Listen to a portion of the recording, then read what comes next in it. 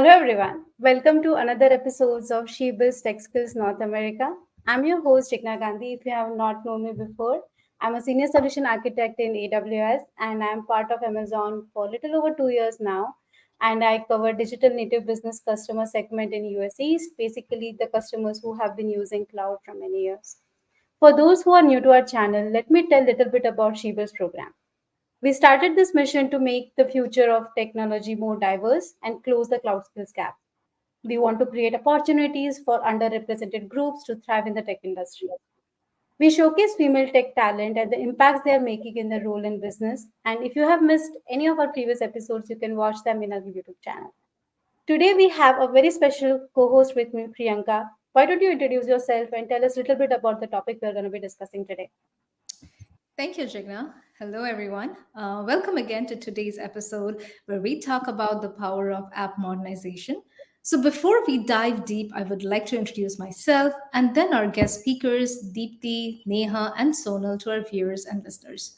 So, my name is Priyanka Sadhu, and I am a senior solutions architect here at AWS based out of New York. And I've been in this role for a year now, where I primarily am responsible for managing a customer's or organization's cloud computing architecture. What that means is like I ensure that our customers are following the best practices, the guidelines, and providing recommendations to develop cloud solutions that are secure, resilient, efficient with the operational excellence. So, yes, that's a little about me. Now, I would like to ask Deepti if she can introduce herself, followed by Sonal and Neha. Thank you, Priyanka. Hello, everyone. My name is Deepti Parachuri. I'm part of Solution Architect team at AWS, based out of New York City. In my role as SA, I work closely with customers every day to build their cloud adoption strategy and help achieve their business goals. I'm happy to be here today, and thanks for this opportunity to share my experience on AWS Shebill's platform. I can go next. Thank you, Yep. Deepti. Hi, everyone. My name is Sonal Panda, and I'm a senior solutions architect at AWS based out of Charlotte, North Carolina. I've been in this role for about 1.5 years now, supporting AWS customers in the US Southeast region. And just like Deepti and Priyanka mentioned, my role is same as what they have been doing. I work with the customers as a trusted advisor, providing architecture guidance, sharing best practices, helping them get the most value for their business from AWS Cloud. I'll just pass it on to Neha now. Sure, thank you. Thanks, Sonal. My name is Neha. I am a solutions architect as well here at AWS. And like all the other lovely ladies who introduced before me, my role is very similar to theirs. I cover the US Central region. Thank you. Thank you all for your quick introduction. So, without wasting further time, let's move on with our topic, which is app modernization. So, let's ask our listeners and viewers a few questions before we begin. Are your legacy applications slow, inefficient, and prone to crashes? Or does your outdated applications often require a lot of maintenance, which leads to increased operational expenses? Or are you looking for modernized apps that can provide a more user friendly interface, improve functionality, and better responsiveness? If you answered yes to any of these questions today, you are at the right place. So let me begin with Neha and ask her, what is app modernization and why should we modernize? Sure, and that's a great question to begin with for an app modernization discussion, right? So, app modernization has been a buzzword lately, like many other buzzwords, right? So, modernization is a broad terminology and it can mean different things to different organizations out there. So, for example, an organization moving from a bare metal machine to a virtual machine can be considered modernization. For another organization, moving from a virtual machine to a managed service can be considered modernization. As a whole, to define modernization, it means taking your application environment in the form that it is today, which is most likely legacy and monolithic, and transforming it into something that is more agile, elastic, and highly available. And in doing so, you can transform your business into what we call a modern enterprise. Now, it's very important to note that modern applications are not just a combination of modern technologies and architectures, but it is also in the software delivery practices and the operational processes that lead teams to deliver value more quickly, frequently, reliably, and consistently to our customers. Now, as for why modernize, we'll get a little more into this as we continue our discussion. But for a brief overview of why modernize, modernizing your applications can overall help reduce your total cost of operations, gain efficiencies, and make the most of your existing investments. I want to bring in some Gartner stats here to help understand why modernization is so important. So, 91% of mid sized businesses believe that their applications are too complex to manage. This is because of a tech stack not being modern enough to evolve. This leads to another Gartner stat, which actually states that 80% of developers' time is spent on the operations and maintenance of the applications, and only 20% of the time is actually spent on innovation. So these stats kind of show that organizations acquire tech debt, and a majority of the developers' efficiency is goes in managing the tech debt rather than spending time on innovating. So that's why it's very important for organizations to consider app modernization. Thank you, Neha. This was really very insightful and, a very startling and a stark reminder of why this issue is so important of modernizing. With that, I would like to ask Sonal, what is the best time for an organization to start app modernization or to think about app modernization? Yeah, great question, Priyanka. So engaging in the application modernization process is recommended if you feel like your old system is holding you back and you cannot grow bigger without the newer solution, or building a new capability is taking longer, a change is impacting the entire system, the CI/CD process takes forever, moving to production takes hours and days, and following agile development is challenging, then and time to market is slow, then these are the factors you need to look at to decide if this is the right time you should start thinking about modernization. So if security is a concern or staffing is a concern where you don't have the skills in the market to support your legacy technology stack, then think about modernizing, right? And then another thing is like competitive forces. I've seen with some of my customers, they want to build capabilities using latest technologies to beat the competition. Even if your applications are not able to scale to meet increasing consumer demands, then that also drives the modernization trend. And one reason to modernize is if operating costs for an application it increases year over year, and older application, it becomes more like it causes inefficiencies, hosting costs goes high, outages go up, then that's the right time you should start thinking about modernization. Great point, Sonal. And, I have seen some of my customers facing these challenges as well. So, yeah, I would like to suggest them something as well in future. But can you give us some examples of, any customer success stories that you have seen here where they have modernized their applications and have seen these benefits? Yeah, sure, Priyanka.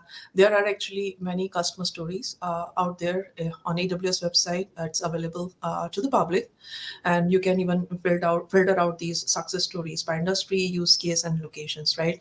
So I can just quickly touch base on one of my customers, the use case. One of my customers is in esports industry. They significantly improved the performance of their platform for supporting multiple players. So basically, they were having challenges. With parallel processing, and the whole process was taking time. They leveraged step functions for workflow creation and used map state for parallel processing that significantly improved their performance. And another one of the largest banks in US, they leveraged serverless technologies like Lambda, ECS Parquet for app modernization. They were able to achieve higher operational efficiency, 90% cost savings, significant time for developers got saved, and they were able to build the application in days. Basically, they achieved faster time to market. And if you want to know more about the success stories, we have a link down there in the channel description. Go there and have a look at it. Yes, please. Thank you for that. And anyone who is looking for more deep dive into these, please go through the links in the description. So, with that and on the success stories that Sonal that you gave us, this really highlights the importance of app modernization. And in the context of our discussion, I would like to ask Deepthi, is app modernization a one-time thing or is it a continuous process? Yeah, good question, Priyanka. So, the journey to application modernization is an incremental effort. It's not a one time process. It involves organizations to make data driven decisions, analyzing their legacy workloads. It also involves understanding and evaluating what processes are required to follow to migrate to the cloud environment. And in that process, adapting and integrating new functionalities such as containers, serverless technologies, and modern databases is really key. It's because customers are then set up to support emerging technologies like AML. So, continuous modernization across all areas of the organization is key to success here. Got it. Great, Deepthi. Very good points there. And now that we have heard some of the success stories from the customers that Sonal gave us, and the way app modernization should be approached from Deepthi, let's delve into some of the challenges with app modernization. And Neha, if you can talk about that, and what does app modernization actually solve? If you can talk a little about that. Sure. So Sonal touched upon, when an organization should start considering app modernization, right? So that's kind of where the challenges that app modernization also solves stem from. And one of the biggest one is cost savings. As a lot of us have seen, especially this year, organizations do want to cost optimize their workloads and make sure that, they're optimized well to build on the cloud. Now, modernizing an application can help to reduce development and maintenance costs over the long term. So, modernizing is the right way to cost optimize for the long term. So, it helps development teams that can take advantage of new technologies and tools to work more efficiently and hence reducing the TCO, as I mentioned earlier. There's also reduced technical debt. We briefly spoke about that initially, talking about how organizations accumulate technical debt over the years. So, modernizing an application, development teams can address issues related to technical debt and they can continue innovating. There's also improved customer experience for organizations with modernization. So, for example, I have a customer where when initially the application is launched on servers, but this was moved to a managed service, and they saw better customer experience based on just that. Now, is that modernization? Yes, for some organizations, that is a start for modernization, right? So, there's also better customer experience by just doing that. The next thing is increased agility and speed to market. So, modern applications can help organizations respond more quickly to changing market conditions and customer needs. This also provides a competitive advantage. The last and definitely not the least is better and enhanced security. Now, modernized applications can have improved security features that makes them less vulnerable to cyber attacks and other security threats. And this is probably the most important thing that AppMod helps solve, and it kind of overtakes all these other advantages that AppMod helps solve as well. So that these are some of the things that we've seen from our customers that AppMod helps solve. Great. Yeah, I totally agree with the point of cost optimization, especially this year. We have seen a lot of our customers asking about cost optimization, which brings me to the point, and I want to ask Deepthi this question. We know like app modernization helps you in reducing costs. And now that Neha has talked about it, can app modernization also help an organization in reducing their operational cost? Yeah, sure. I can share some of the ways we see organizations cut down operational costs. First and foremost, migrating to cloud as part of application modernization strategy eliminates the need for expensive on-prem hardware and software. And customers further find cost savings with the pay-as-you-go model on cloud. It results in efficient use of compute, storage resources, Customers also right-size their workload because you can scale instantly and automatically based on demand, and thus avoid over-provisioning the resources. Uh, Last but not least, as part of modernization strategy, customers find it easy to maintain their workloads on cloud because uh, by leveraging managed services, containers, and serverless technologies, customers see that they can offload undifferentiated day to day management and have their valuable IT resources rather spend time on innovation, driving new business, new revenue opportunities for their organization. So, overall, we see customers gain efficiencies and cost savings in this process. Great. Yeah, as we are talking about, operational cost and cost savings, it is also essential for organizations to see a direct impact on the organization's overarching business goals, right? So, Deepti, again, can you talk a little about, how aligning the operational efforts leads to an organization's greater success? Yeah, Sonal did touch upon a great example of how one of our customers achieved business outcomes through app modernization, and Neha as well touched on some of it. So let me summarize some of the important business goals that we see customers come back and share with us that they are achieving. So as customers are embarking on this journey, they become more productive. They deliver measurable and sustainable outcomes. They see improvement in their customers' experience. Actually, they see that they are creating a differentiated customer experience in this process. They're also able to see improvement in service level agreements. And as Neha said, app modernization results in improvement in security posture, and that means reduction in unplanned outages, right? So overall, this leads to better customer experience for the organizations. Also, customers see that they are accelerating innovation. They're building this culture of innovation in their company. It leads to reduced time to market, and new products are released more frequently. Of course, cost optimization is on top of mind for every customer. So application modernization results in cost optimization because, like I just shared, customers avoid the spend on their on-prem IT infrastructure, right?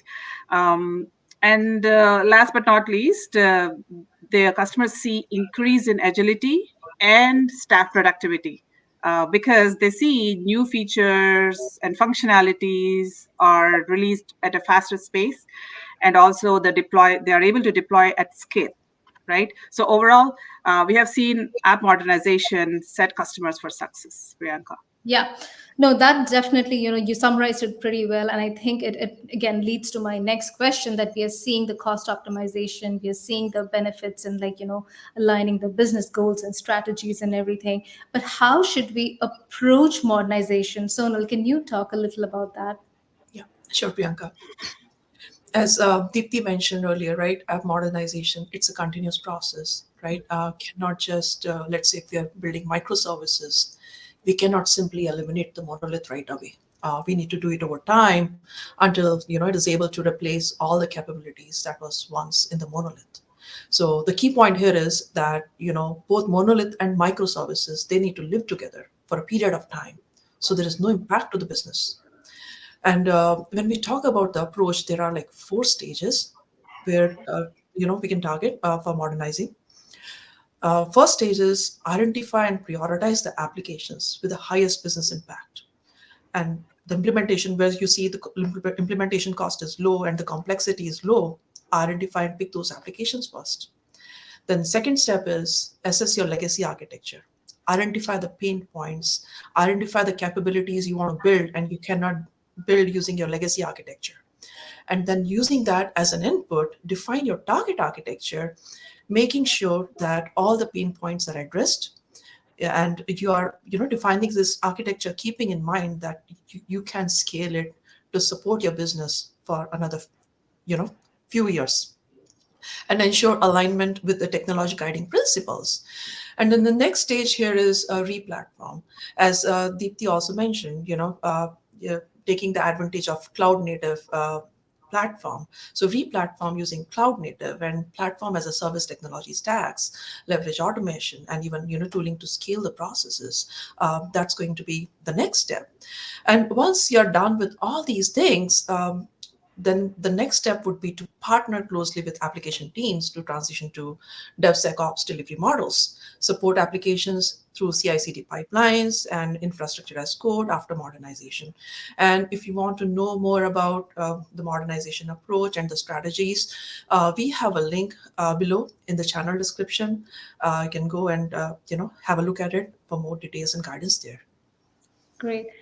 So, Sonal, what you just described, these processes are really good for to get started, but these seem like it is a bit of time-consuming process, right? And I know, like Deepti said, it is not a one-time thing; it is an iterative approach. So, Neha, can you tell our viewers and listeners if you had to provide an estimate, can you give one?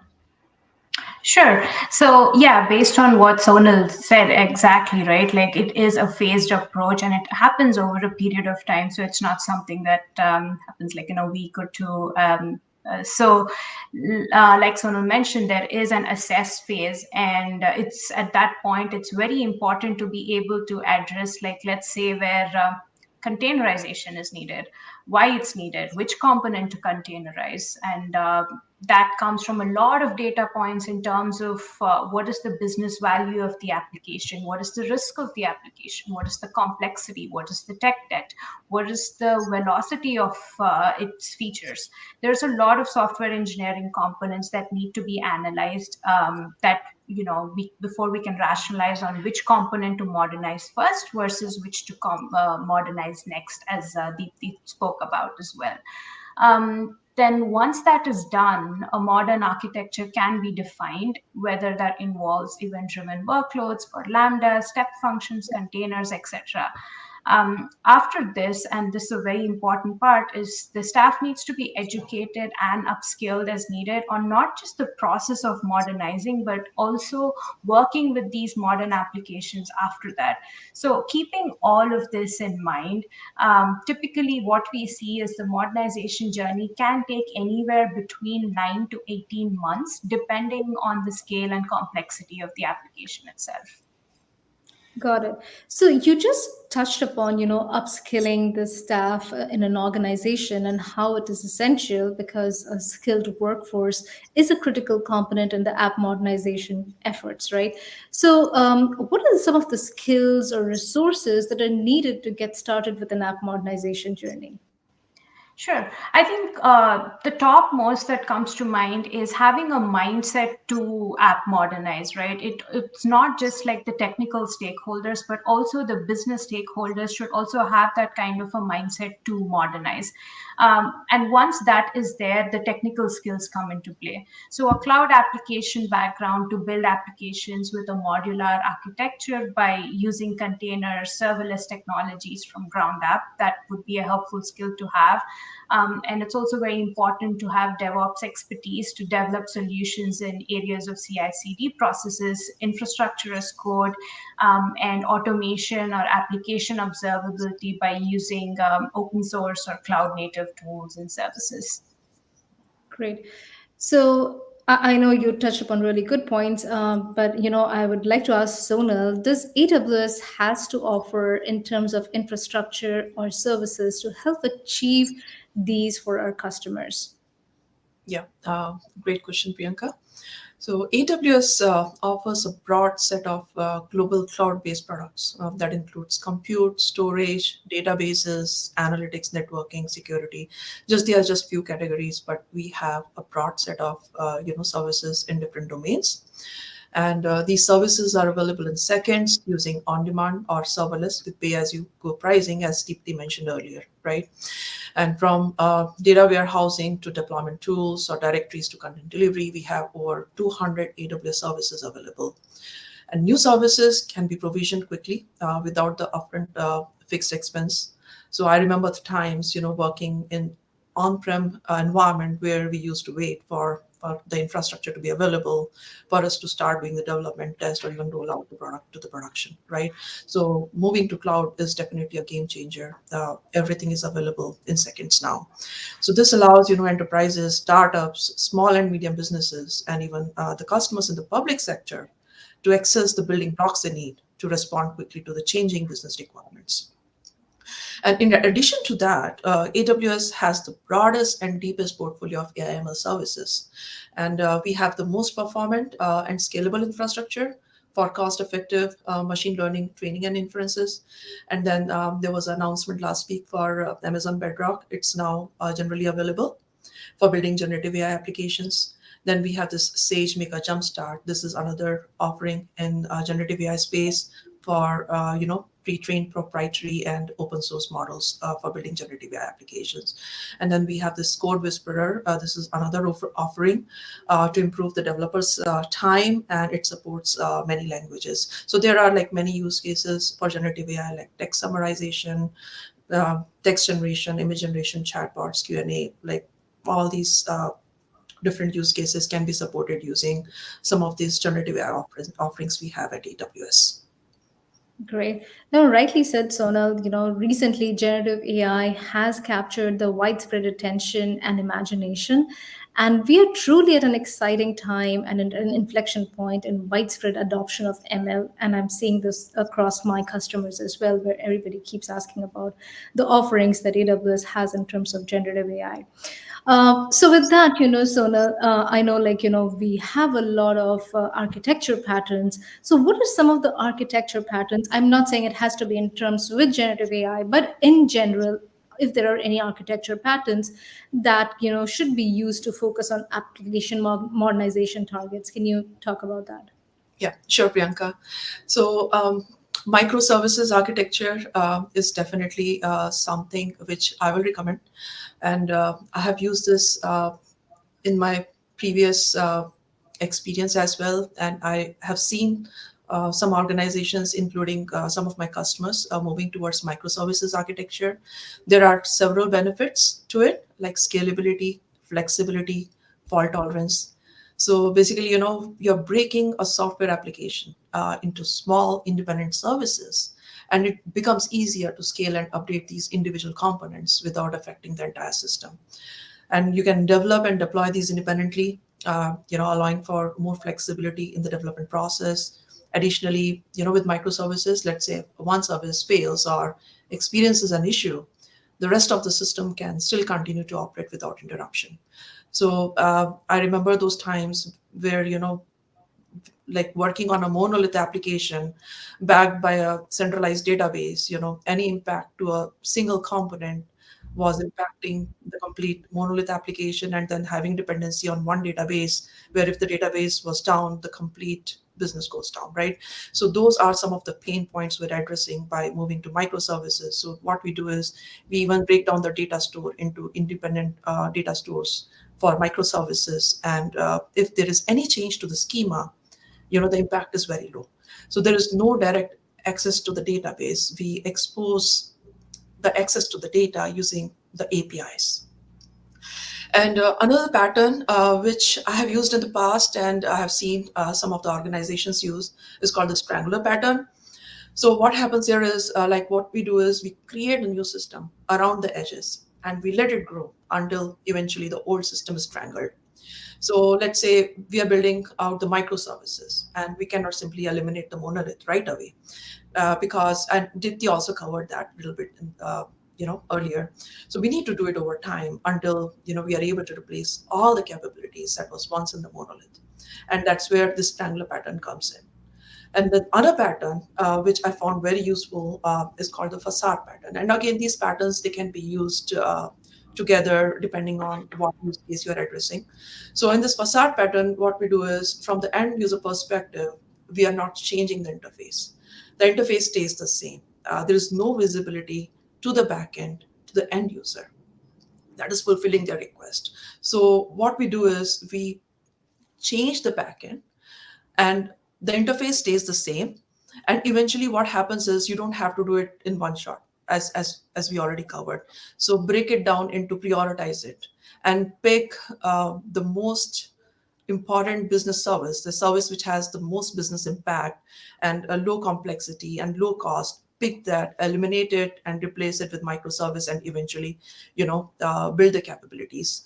So these are like some of the patterns. And then when you talk about some of the like usage of these patterns using AWS services, I have seen the combinations where the web front end, some of the customers have seen replacing them the front end part with Cloud Front and S3.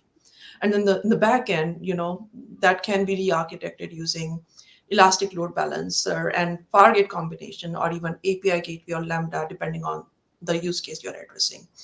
And let's say if you're building event-driven architecture, where performance, the processing real-time events in milliseconds is important, then there are services available like Event Bridge, which is like an event bus, where you can have the events coming from other AWS services or even custom applications or partner applications through event bus.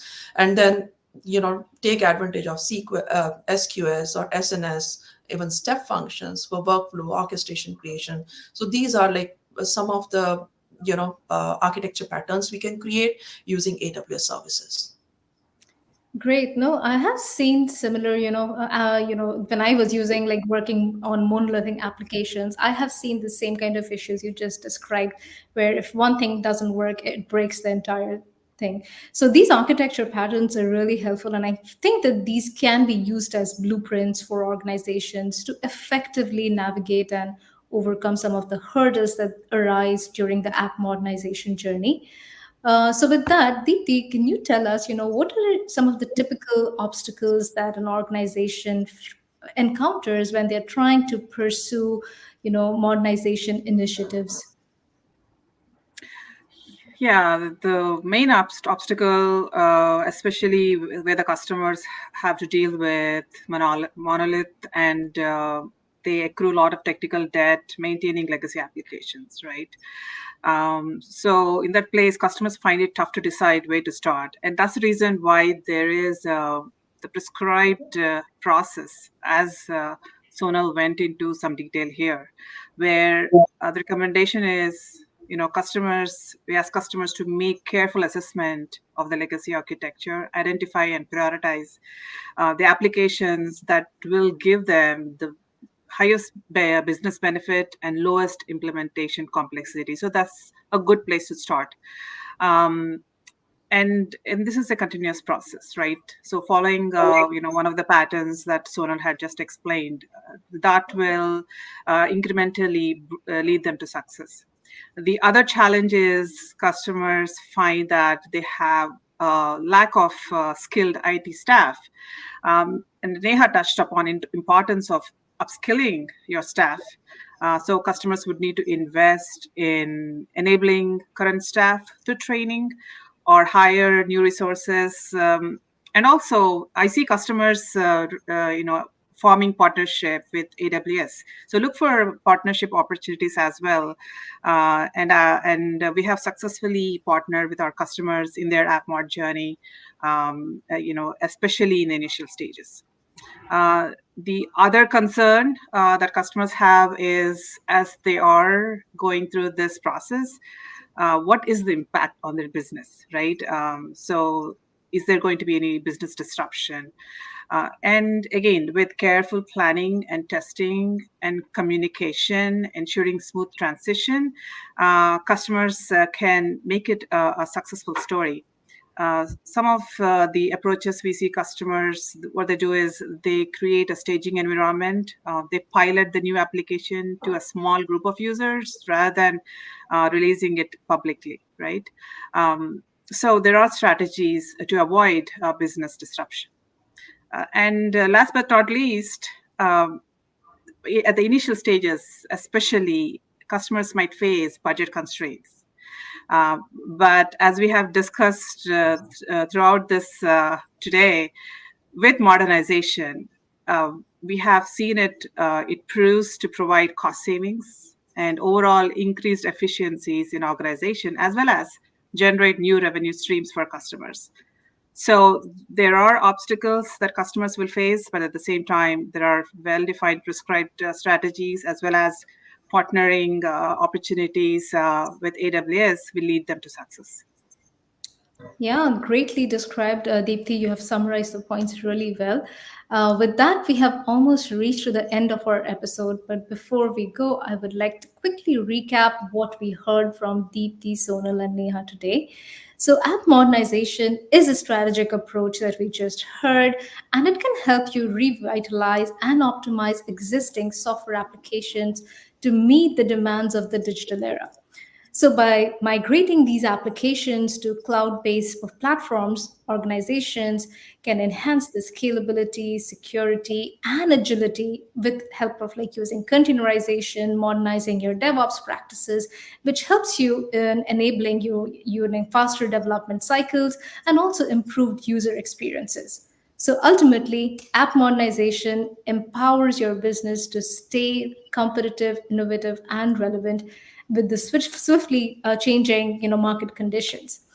So, with that, thank you again for joining us today in the episode of App Modernization.